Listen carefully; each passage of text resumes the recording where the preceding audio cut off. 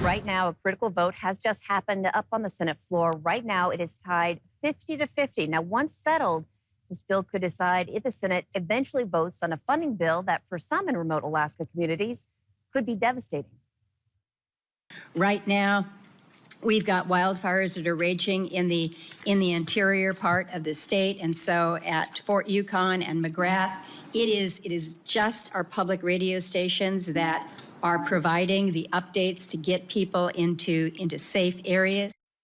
Federal funding for public broadcasting is on the line, and Senator Murkowski has sounded the alarm. The cuts threaten the only source of emergency information in many parts of Alaska where there's no internet, no cell service, only radio. Now, she says there's no time to wait and no safety net if Congress pulls the plug. For instance, in the Aleutians, 70% of local station funding comes from CPB. In Galena, public radio powers the only broadcasting signal for 10 surrounding communities.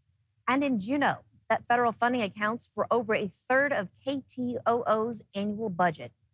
PBS and NPR stations in Alaska are among the most remote in the country. Senator Murkowski says she'll keep fighting to protect those stations and the Alaskans who depend on them. Let's bring in our political reporter, Will Courtney, to talk about how this affects so many stations that we are talking about here in Alaska. Yeah, Rebecca, well, I mean, there's more than 25 public media radio stations here in the state of Alaska. And I spoke to the general manager of Unalaska Station today, and they said that these cuts are far removed from the supporters of the cuts themselves. So KUCB's general manager was telling me that, yes, they do air some NPR programming on their broadcast, but this is mainly a local information source. Going after NPR is very, very different from what this would do. This is not an attack on NPR. This is an attack on really small community radio stations that we don't have the ability to fundraise. And we're just a very small operation. I do want to know, what does the Unalaska station have to say about this? Yeah, I want to kind of put it into perspective really fast. This is a newsroom that has 2 to 3 people. They only have 1 reporter, right? And then on top of all that, they're serving 4,000 people in Unalaska.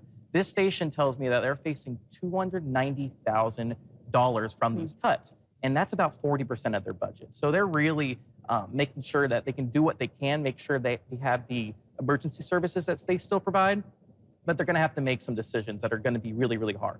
So a little bit more perspective, there's more than 25 other stations that we're gonna be looking to. We have some interviews lined up tomorrow that we're gonna continue following this reporting.